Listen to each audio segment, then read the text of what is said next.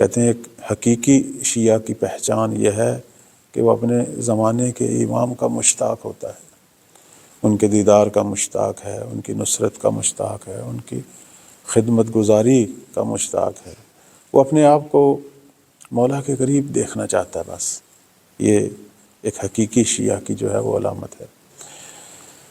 وقت کے امام کے حوالے سے ایک زیارت جو حکم ہے مفاتیح الجنان میں بھی ہے اور ہماری دیگر دعاؤں کی کتابوں میں، کہ صبح کی نماز کے بعد ایک زیارت جو ہے وہ ہمیشہ جو ہے وہ تلاوت کی جائے، پڑھی جائے۔ اور وہ زیارت کیا ہے؟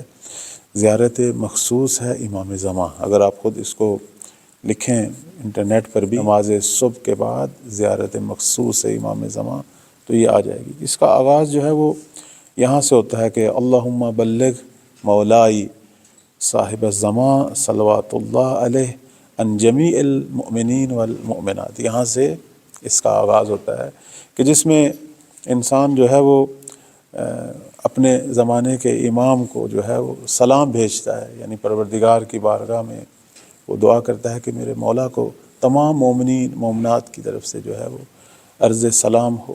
یہاں سے زیارت کا آغاز ہوتا ہے، اور اس کا اختتام جو ہے وہاں علامہ مجلسی رحمۃ اللہ جو ہیں وہ فرماتے ہیں بحار الانوار میں، چونکہ وہاں سے یہ زیارت نقل ہوئی ہماری کتابوں میں، وہ فرماتے ہیں کہ میں نے خود قدیم کتابوں میں دیکھا ہے کہ جب انسان مولا امام زمان کی اس زیارت کے آخری حصے میں پہنچے تو اس وقت اپنا دایاں ہاتھ جو ہے وہ بائیں ہاتھ میں قرار دے، یعنی میں گویا اپنے زمانے کے امام کی بیعت کر رہا ہوں۔ یہ آداب ہیں اس زیارت کے۔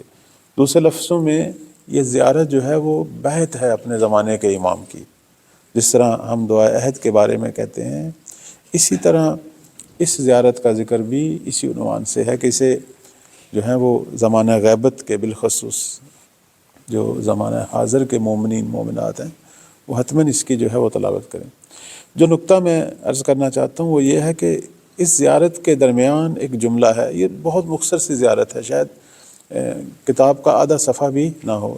ایک جملہ ہے، بہت ہی خوبصورت جملہ ہے زیارت کا، کہ جو آج کے دور میں حقیقی تشیع کو جو ہے وہ ظاہر کرتا ہے۔ اور وہ جملہ کیا ہے؟ اس میں ظاہر جو ہے جو مولا کی زیارت کر رہا ہے وہ اللہ کی بارگاہ میں ایک دعا کر رہا ہے، اور دعا کیا ہے؟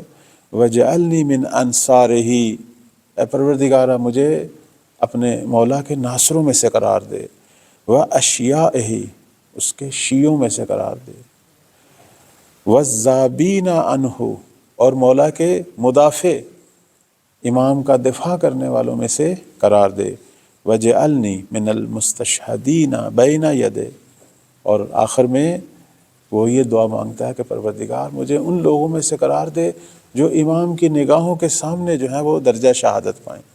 یہ رمز تشیع ہے، حقیقی تشیع یعنی یہ ہے۔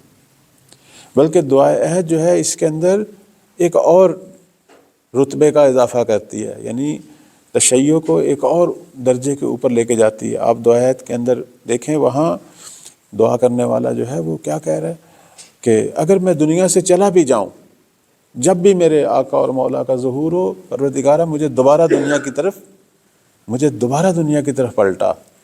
اللہم ان حال بینی و بینہ الموت، اے پروردگارہ اگر میرے اور میرے امام کے درمیان موت حائل ہو جائے، اور جعلتہ علی عبادک حتماً مقضیا، بالآخر موت ایک امر حتمی ہے، کل نفس ذائقۃ الموت، ہر شخص نے بالآخر دنیا سے جانا ہے۔ لیکن آگے والا جملہ بڑا اہم ہے، کہہ رہے فاخرجنی من قبری، مجھے میری قبر سے نکال، معتذرا کفنی شاہرا سیفی مجردا کناتی ملبیا دعوت الدائی۔ اب یہ جو جملے ہیں یہ کیا بتا رہے ہیں؟ کہ مجھے نکال قبر سے اس حال میں کہ میں کفن پوش ہوں، اس حال میں کہ میں اپنی تلوار کو اپنے امام کی حمایت میں لہرا رہا ہوں، اس حال میں کہ میری زبان جو ہے وہ لبیک کہہ رہی ہے، یعنی یا مہدی لبیک کی صدا جو ہے وہ بلند کرتے ہوئے میں اپنی قبر سے جو ہے وہ نکلوں۔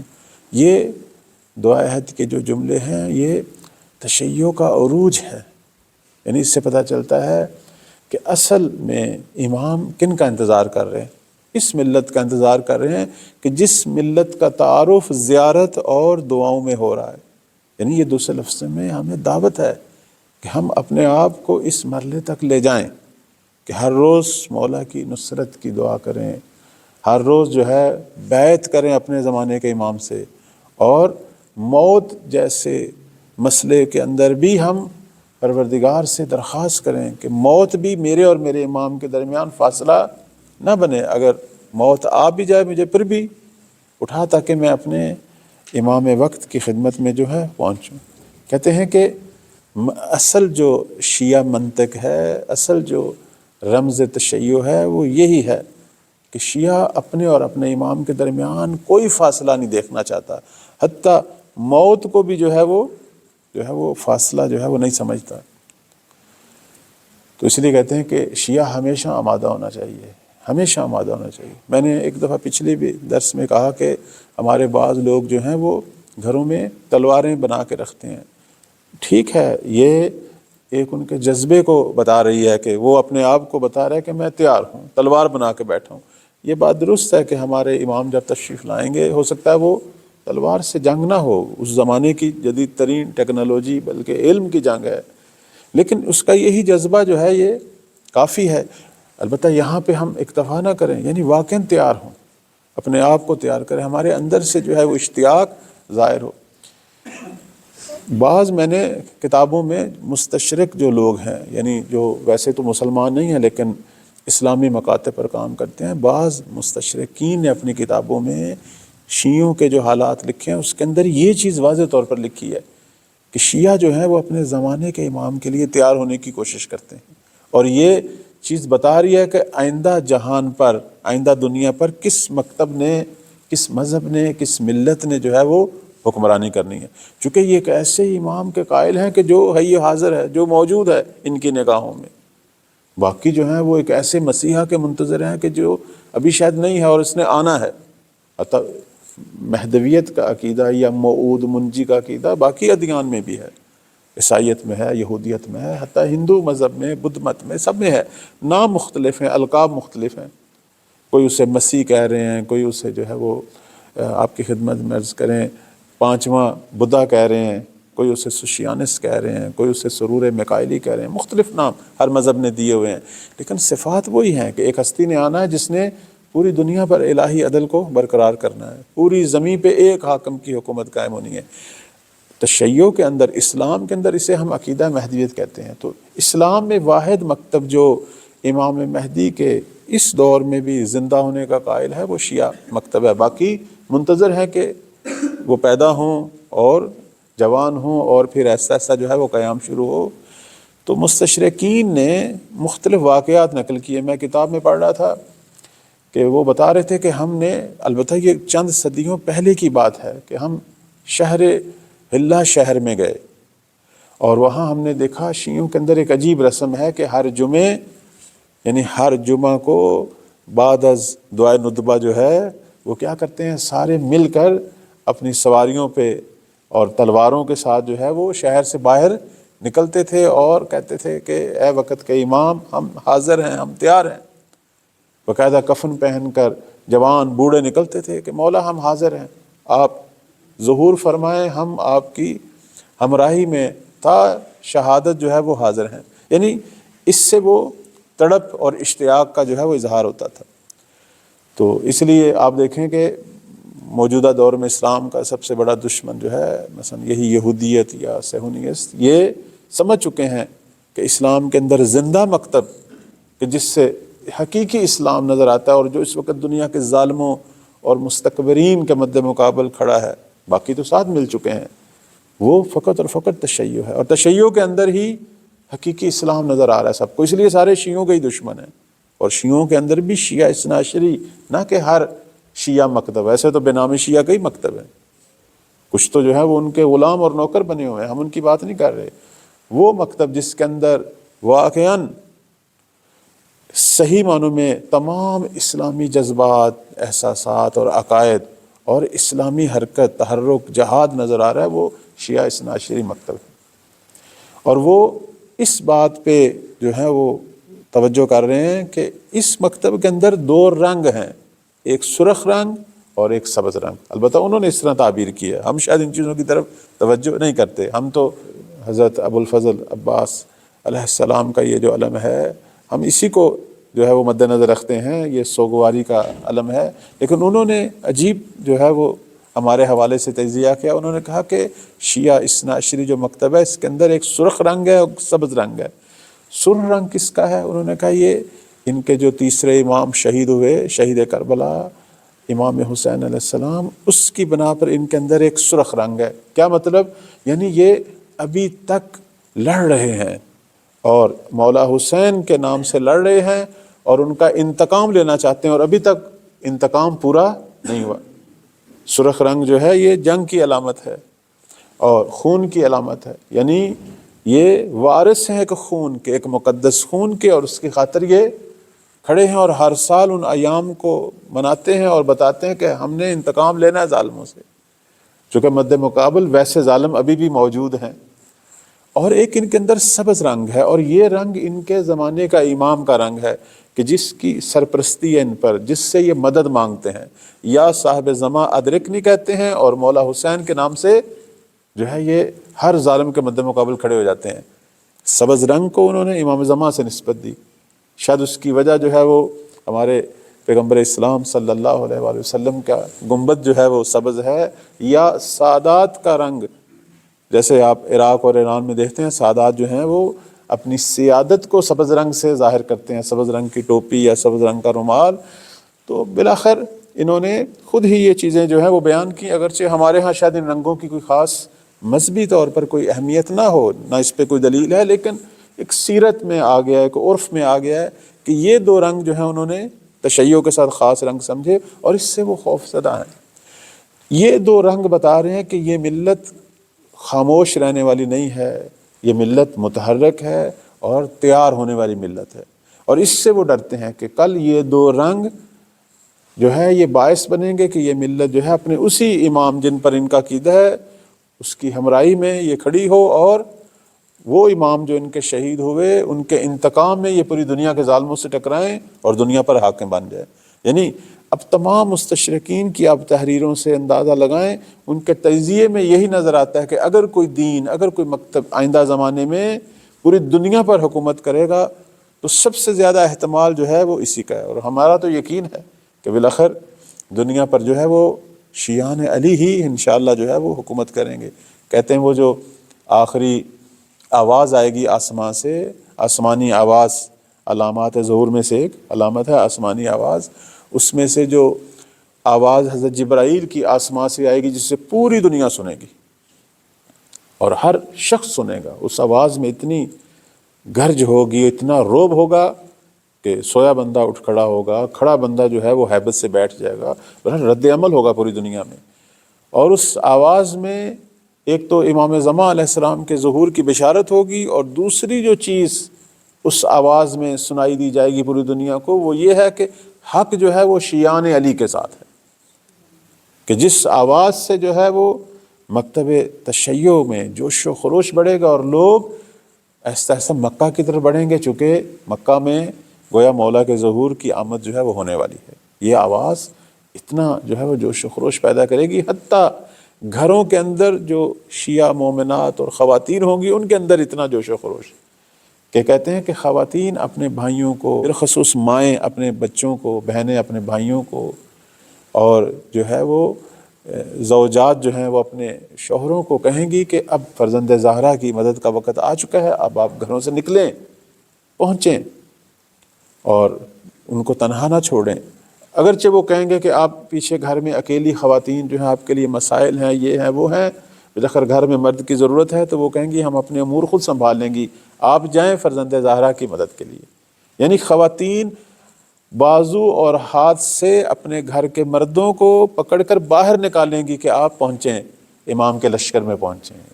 اس سے پتہ چلتا ہے کہ صرف یہ تیاری جو ہے وہ مردوں کی حد تک نہیں، خواتین میں بھی تیاری ہے، مائیں، بہنیں، بیٹیاں، بیویاں تیار ہوں گی، یعنی یہ پوری ایک ملت کی تیاری ہے، اور اللہ ہمیں اس نقطے تک پہنچائے انشاءاللہ۔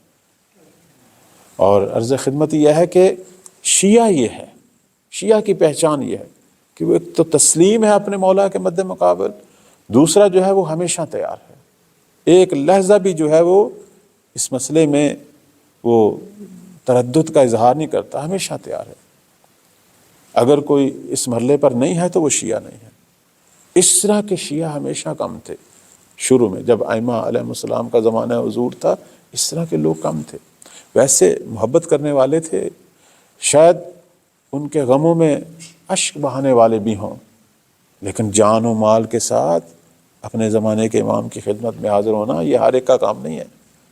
آپ نے سنا ہوگا کربلا میں جب دونوں لشکر روز عاشور آمنے سامنے تھے، ابھی جنگ شروع نہیں ہوئی تھی، امام نے خطبہ دیا تھا، اس وقت ایک شخص جو ہے جس کا نام جو ہے آپ کی خدمت میں عرض کریں، تاریخ میں ذکر ہوا ہے، ہرثمہ بن سلیم۔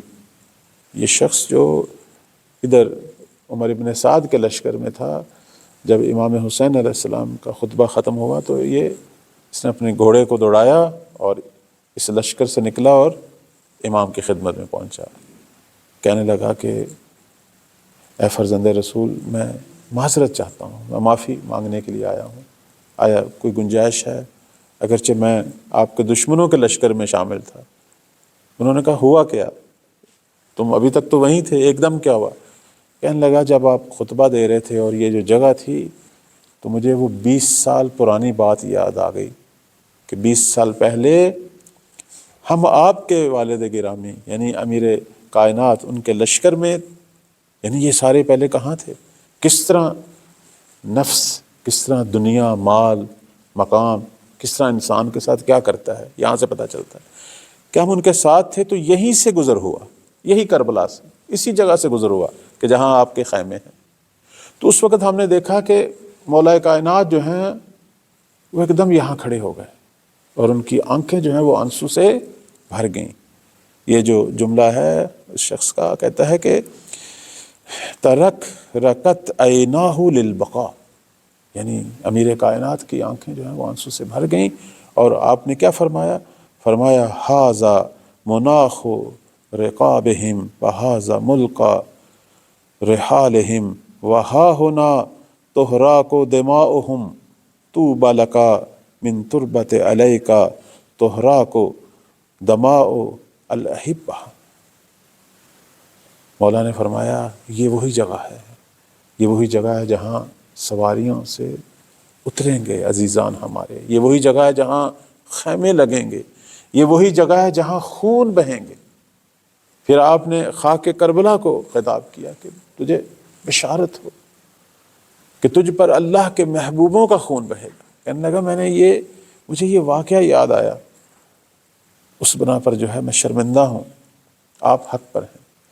تو اب امام نے اس سے پوچھا کہ اے ہرثمہ، پھر کیا ارادہ ہے؟ ہمارے ساتھ ہماری نصرت میں شامل ہونے کا ارادہ ہے؟ کہنے لگا مولا مجھے معاف کریں، میرے بچے ہیں۔ چونکہ اسے پتہ تھا کہ اس لشکر میں، اس حصے میں شامل ہونے کا مطلب شہید ہونا ہے، ادھر اگر رہتا تو ممکن تھا اس کا چانس بچنے کا۔ اس نے کہا مولا میرے بچے، مجھے اجازت دیں، مجھے معاف کریں۔ تو امام نے فرمایا پھر ہرثمہ اتنا دور ہو جاؤ ہم سے کہ جب میں نصرت کے لیے پکاروں تو میری آواز تمہارے کانوں تک نہ پہنچے۔ یہ بھی مولا کا لطف ہے اپنے ایک محب پر۔ امام کہتے ہیں ہر صورت میں کوشش کرتا تھا گناہگار شیعوں سے، امام جو ہے وہ مظہر ہے، تجلی ہے پروردگار کی محبت کا۔ خدا حتیٰ اپنے منکروں کو بھی رزق دے رہا ہے، ملحدوں کو بھی دے رہا ہے۔ امام بھی آخری وقت تک ہدایت کے لیے کوشش کرتا ہے، یہ حد عقل اسے کوشش کرتا ہے جہنم سے بچائے۔ فرمایا اے ہرثمہ، اگر میری نصرت نہیں کرنا چاہتے تو پھر اتنا دور چلے جاؤ کہ تھوڑی دیر بعد میں نے استغاثہ بلند کرنا ہے، اور اگر میرا استغاثہ تیرے کانوں تک پہنچ جائے اور پھر تو میری نصرت کے لیے نہ آئے تو پھر تو جہنم میں ابدی طور پر رہے گا، یعنی جہنم میں ابدی تیری منتظر ہے، پھر تو ہمیشہ جہنم میں رہے گا، تیرا کوئی چھٹکارا نہیں ہوگا۔ تو عرض خدمت یہ ہے کہ اب آپ دیکھیں کہ یہ شخص حق کو پہچان چکا تھا، آگاہ تھا، لیکن نصرت ایک اور چیز ہے۔ بہت سارے لوگ حق کو جانتے تھے، حق کو جاننا فقط کافی نہیں ہے، قدم اٹھانا، آمادہ ہونا۔ ہر دور میں بہت سارے لوگ تھے جو سمجھتے تھے کہ حق کدھر ہے، لیکن تیار کون ہے؟ امیر کائنات کے مسئلے میں کتنے لوگ ساتھ تھے؟ چند لوگ۔ بعد میں سید الشہداء کے زمانے میں اتنے لوگ جو اپنے آپ کو خاندان اہل بیت کے شیعہ یا محب کہتے ہوں گے، کتنے سامنے آئے؟ 72۔ اصل میں یہ تھے شیعہ۔ چھٹے مولا کے زمانے میں ہم کہتے ہیں 4000 شاگرد تھے، لیکن یہ سارے اہل بزم تھے، اہل رزم نہیں تھے۔ ان میں کتنے تھے کہ جو امام کے ساتھ قیام کے لیے شریک ہوتے، حتیٰ اپنی جان تک، شہادت تک۔ خود مولا نے کیا فرمایا بعض روایت میں کہ 5 بھی نہیں ہیں، بعض میں فرمایا 7 بھی نہیں ہیں۔ قیام اور چیز ہے، جان دینا اور چیز ہے۔ لیکن خوش نصیب ہیں زمانہ غیبت کے شیعہ۔ ان کے بارے میں امام سجاد علیہ السلام کا ایک فرمان ہے، فرماتے ہیں ان اہل زمان غیبتہ القائلون بامامتہ المنتظرون لظہورہ افضل اہل کل زمان۔ یہ جناب ابو خالد کابلی کو امام سجاد علیہ السلام فرما رہے ہیں کہ ہمارے اصل شیعہ اس وقت آئیں گے کہ جب غیبت کا زمانہ ہوگا۔ انہوں نے ہمیں دیکھا نہیں ہوگا، یہ تو دیکھتے تھے، حق سمجھتے تھے، پھر بھی ان میں سے جو ہیں وہ اس مقام تک نہیں پہنچے کہ اپنے آپ کو فدا کریں۔ فرماتے ہیں کہ ایک زمانہ آنے والا ہے، یعنی غیبت کا زمانہ، کہ اس میں ایسی ایک ملت آئے گی کہ جو امام مہدی علیہ السلام کی امامت پر اعتقاد رکھیں گے، ان کی معرفت رکھیں گے، اور ان کے ظہور کے منتظر ہوں گے، لحظہ شماری کریں گے، اپنے آپ کو تیار رکھیں گے ہر لحظے۔ اور فرماتے ہیں یہ وہ لوگ ہیں کہ جو تمام زمانوں سے افضل ہیں۔ اس لیے ہم بعض روایات میں دیکھتے ہیں کہ زمانہ غیبت کے شیعہ جو مولا کی معرفت رکھتے ہیں اور ہمیشہ ان کی نصرت کے لیے تیار ہوتے ہیں، ان کا مقام تمام زمانوں کے مسلمانوں سے برتر ہے۔ حتیٰ پیغمبر اسلام صلی اللہ علیہ وآلہ وسلم سے لے کر امام عسکری علیہ السلام تک جو زمانہ حضور ہے ائمہ کا، اور بعد میں جو امام مہدی علیہ السلام کا زمانہ ظہور ہے، اس زمانوں سے بھی برتر ہیں یہ، چونکہ انہوں نے کسی حجت کو نہیں دیکھا، لیکن اس کے باوجود جو ہے وہ تیار ہیں۔ اور اس کی پھر علت خود مولا فرما رہے ہیں کہ لأن اللہ تعالی ذکرہ آتاہم من العقول والافہام والمعرفہ ما صارت بہ الغیبۃ عندہم بمنزلۃ المشاہدہ، کہ اللہ تعالیٰ نے ان لوگوں کو ایسی فہم اور ایسی معرفت عطا کی ہے کہ غیبت ان کے لیے غیبت نہیں رہی، غیبت جو ہے وہ مشاہدہ میں بدل گئی ہے۔ یعنی یہ اپنے امام کو محسوس کرتے ہیں، اپنے امام کو ہمیشہ اپنے قریب محسوس کرتے ہیں، اپنے آپ کو ان کے خیمہ میں پاتے ہیں۔ اس وجہ سے آپ نے دیکھا نہیں قرآن مجید میں سورہ بقرہ میں اللہ تعالیٰ نے متقیوں کی نشانیوں میں کیا بیان کیا کہ یؤمنون بالغیب، یعنی یہ ہے اصل اسلام، اصل تشیع، کہ انسان تسلیم ہو، خبر ملی ہے صحیح سند کے ساتھ، تسلیم ہے، نہیں دیکھا حجت کو کسی امام کو، لیکن ان پر یقین بھی رکھتا ہے اور ان کے لیے تیار بھی ہے۔ کہتے ہیں ہنر جو ہے بندگی کا، ہنر ولایت یہ ہے کہ انسان دیکھ کر یقین نہ کرے، بغیر دیکھے یقین کرے۔ اسی لیے کہتے ہیں کہ تقویٰ کی نشانی جو ہے وہ ایمان بالغیب ہے۔ تو اللہ تعالی ہم سب کو توفیق دے کہ ہمارے اندر یہ معرفت پیدا ہو اور یہ ایمان کی یہ کیفیتیں پیدا ہوں۔ اور میں اشارہ کروں گا، حضرت ام البنین کی سوگواری کے ایام ہیں، اگر کسی نے واقعاً تشیع کی رمز کو سمجھنا ہے تو اس بی بی سے سمجھے۔ اس بی بی نے 4 بیٹے زمانے کے امام کی نصرت میں دیے۔ ایک ماں کہ جس کا کل اثاثہ، کل سرمایہ 4 بیٹے۔ کہتے ہیں جب بشیر خبر لے کے آیا، ام البنین مدینہ کے سمجھو کہ دروازے پہ کھڑی تھیں، یعنی پہلی ہستی جس سے بشیر نے دیکھا۔ امام سجاد علیہ السلام کا قاصد تھا نا بشیر۔ بی بی دروازے پہ کھڑی ہیں اور بی بی نے بشیر کو دیکھ کر 4 بیٹے بھیجے ہوئے تھے مولا حسین کے ساتھ، جناب عباس، جناب جعفر، جناب عبداللہ، جناب عثمان علیہ السلام۔ بشیر آ رہا ہے، ام البنین کو دیکھا اس نے بی بی کو، فوراً اس نے کہا کہ میں بی بی کو ان کے بچوں کی شہادت کی تسلیت کہوں۔ جیسے بی بی کے پاس پہنچا تو بی بی نے جو جملہ فرمایا، جملہ کیا ہے کہ اخبرنی عن ابی عبداللہ الحسین، اے بشیر مجھے ابو عبداللہ الحسین، مجھے میرے امام کی خبر دو، ان پہ کیا گزری۔ کہنے لگا کہ میں تعزیت عرض کرتا ہوں آپ کے فرزند عباس کی کہ وہ شہید ہو گئے ہیں۔ بی بی کا وجود لرزہ ہے، لیکن بی بی نے کہا میں نے تو عباس کے بارے میں نہیں پوچھا، مجھے بتا حسین پہ کیا گزری۔ کہا میں آپ کو تعزیت عرض کرتا ہوں جعفر کی، تعزیت عرض کرتا ہوں عثمان کی، عبداللہ کی۔ بی بی نے آخری جو جملہ کہا، یہاں سے پتہ چلتا ہے کہ حضرت عباس کیوں شہنشاہ وفا تھے۔ یہ ماں کی تربیت تھی۔ یہ اس لیے کہتے ہیں امام زمان علیہ السلام کے انقلاب کے اندر خواتین کا کتنا عظیم کردار ہے۔ بی بی کا جو جملہ ہے جو تاریخ میں ثبت فرماتی ہیں، اخبرنی عن ابی عبداللہ الحسین اولادی ومن تحت الخضراء کلہم فدا لابی عبداللہ الحسین۔ اے بشیر تو مجھے صرف یہ بتا کہ زہرا کے بیٹے پہ کیا گزری، میرے بچے ہوں بلکہ جو کچھ بھی جو ہے وہ زمین پر ہے سارا کچھ فدا ہو ابو عبداللہ الحسین پہ۔ یہ ہے رمز تشیع، یہ ہے رمز وفا۔ عرض خدمت یہ ہے، یہاں سے پتہ چلتا ہے کہ جناب ام البنین کی عظمت کا راز کیا ہے۔